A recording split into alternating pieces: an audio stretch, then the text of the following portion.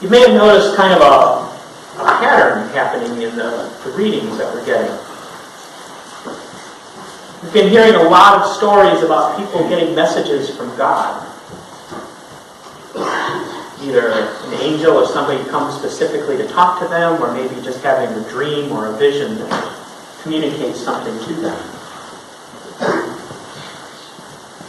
We have people being sent to places where they've never been before. We have people being sent to meet other people whom they've never met before. Sometimes even people they don't want to meet. We have people being sent to do things that they don't necessarily want to do.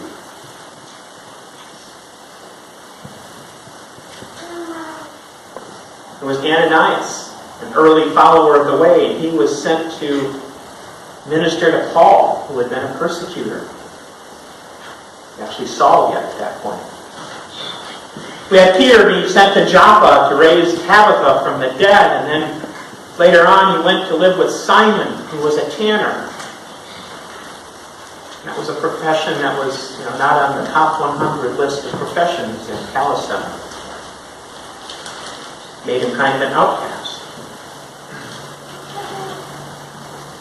And we have Peter going to Caesarea to baptize a Roman centurion of all people. Same army that had crucified Jesus.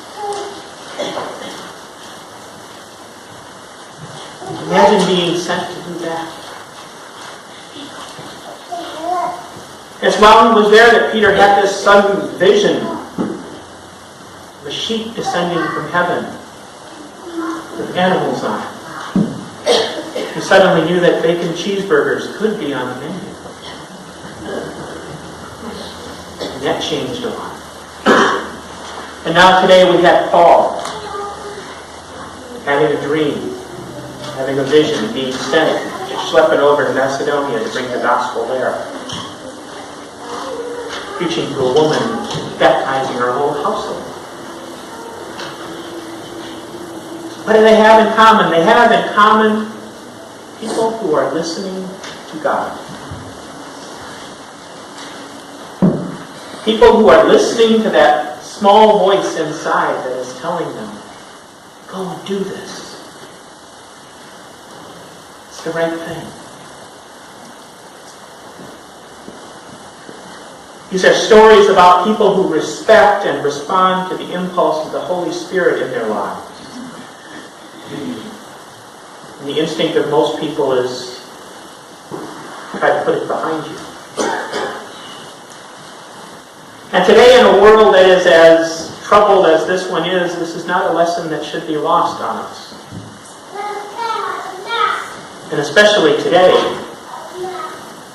when we are fortunate enough to be welcoming 6 new members, 6 young men who are having their faith confirmed before all of you. This is not a lesson that should be lost on us.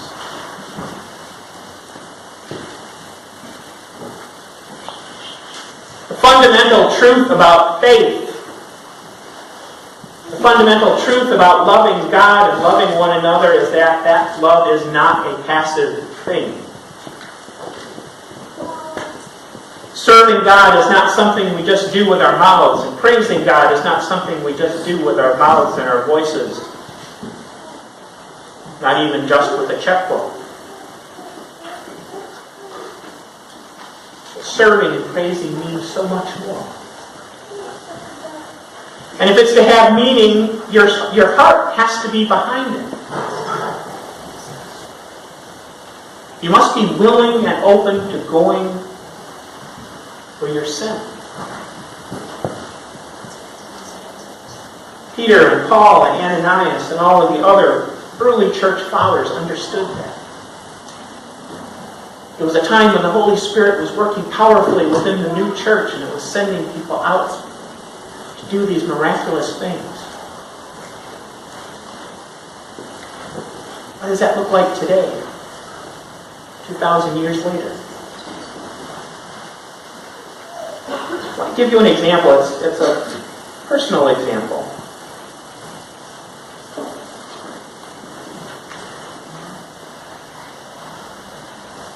Back in 1999, my wife and I decided we were going to adopt. We had talked about it before, but this was the right time to do it. And after, it's not a simple discussion, and after much discussion we decided we were going to adopt internationally, because that made the most sense to us. And of course, once you make that decision, there are a whole myriad of other decisions to make. What agency do you go with, or what country do you want to go to? So we spent a lot of time kicking that around.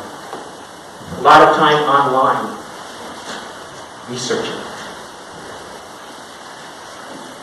And after all of the research and all of the discussions and the back and forth, we decided, okay, we found the right program. We're going to go to India to adopt. We decided that one night after a long night of discussion.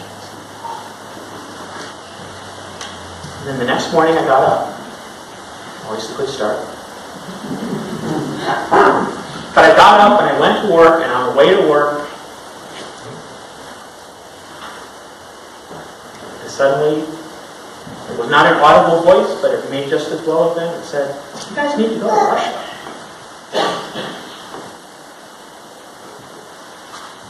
And I knew that was not going to go over well, since we had just decided what we were going to do. So I put it off as long as I could, and then later that morning, I called home. It was summer, so Rachel was home. I said, "You know, you're going to hate me more. We need to go to Russia." She said, "Yeah, I know." She had gotten the same message. So we went to Russia.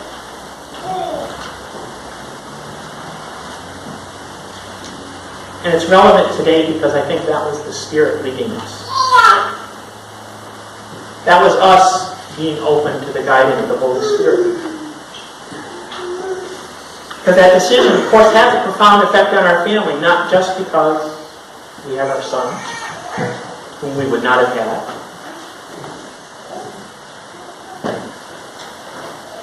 But if we had never gone to Russia, if we had not done all the research, we wouldn't have seen pictures of places like this. No, it'll turn. We wouldn't have known what the Russian orphanage system was like and how overcrowded it was. How awful it was. There are a lot of things we would have never found out if we had not made that decision. There are a lot of things we would not have known if we had not gone there ourselves. A lot of things that we would not have experienced if we had not brought back a child from that place ourselves.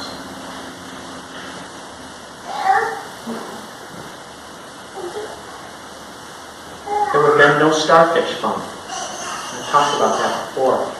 That was a ministry started by the church that we used to attend.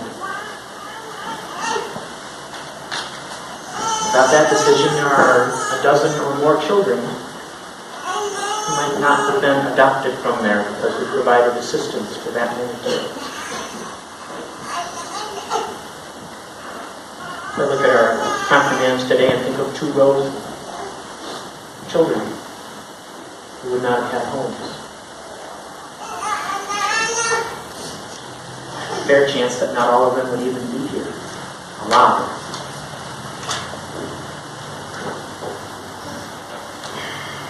It's what happened because the Spirit led us. And these are the kinds of unexpected and miraculous and amazing things that happen when we let the Spirit lead us. When we are not afraid, when we are not too wrapped up in, well, that doesn't seem possible. But instead saying, okay, what do you want us to do? Where do you want us to go? Who do you want us to reach out to? That's the business of the Holy Spirit. And as followers of Christ, it is our responsibility to listen to that Spirit, to let it guide us. It's a burden sometimes, because we don't know what's going to happen. And it's not always easy. But it's a burden that we have when we let God into our lives, so it's a pretty joyful burden.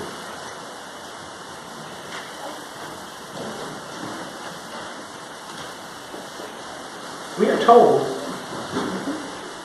that in the beginning, the Spirit moved over the face of the water.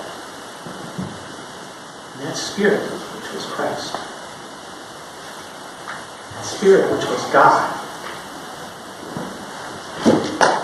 brought love out of chaos. It brought darkness out of light. Brought hope out of despair. Those are the things that the Spirit can do for us when we let it lead. When we let it lead us as a church, when we let it lead us as Christians. But it all starts with a whisper. A whisper in your heart. Do this. And if we're brave enough to follow, you never know what kind of adventure you might find. We don't know what kinds of adventures these new confirmands will have in their lives.